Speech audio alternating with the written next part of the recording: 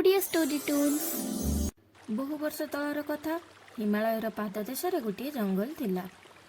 से जंगल रे गोटे साधु रोहुतिले। से आश्रमटीए तैयारी करी रोहुतिले। सेही जंगल रे अनेक पशुपक्षी मध्य रोहुतिले। सेही जागाटी देखिबाकू खूब शांत और सुंदर थिला। तेणु साधुंकर प्रार्थना और ध्यान तपस्या कौनसी बाधा उपजु नथिला। पशुपक्षी माने मध्य मिलिमिशि रोहुतिले। वर्षकर कथा सेही वर्ष ग्रीष्म काल रे बहुत गरम हैला। सूर्यंग उत्तापरे पशु पक्षी मानकर जीवन जापन कष्टसाध्य हो गला। तेणु केतेक पक्षी माने एही गरम रु मुक्ति पाइबा पई अन्य स्थान को उड़ी गले। किंतु पशु माने कुआडे जिबे? सेमाने कुआडे न जाई सेठी ही रहिले। मात्र पानी बिना सेमानक जीवन बहुत कष्टकर होई पड़ला। एही पशु मानकर एमिते अवस्था देखि साधुंकर हृदय दयारे भरीगला। तेणु साधु एही पशु मानक पई पानी आनिबा पई निजे पाख गाँ को गले।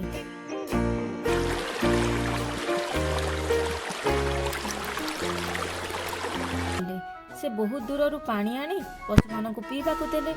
पशु माने खूब खुशी रे पानी पीवाकू लागिले। एही पशु मानक पई पानी आनिबारे साधुंकर सब जाक समय बीती जाउथिला।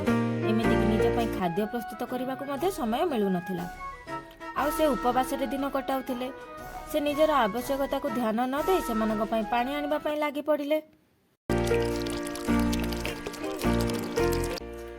दिन पर दिन बीती चलला।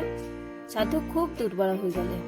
जीवजंतु माने एहाकू लक्ष्य करी बुझी पारिले जे सेमानक पई ही साधुंकर एही दुर्बलता। आउ से जदि किछि दिन न खाइबे तेबे शीघ्र बेमार पड़ी जिबे। सेमानक भितर गोटे पशु कहला, साधु आमा मानक पई पानी आनिबारे निजर सब समय बीतेई दोचंती।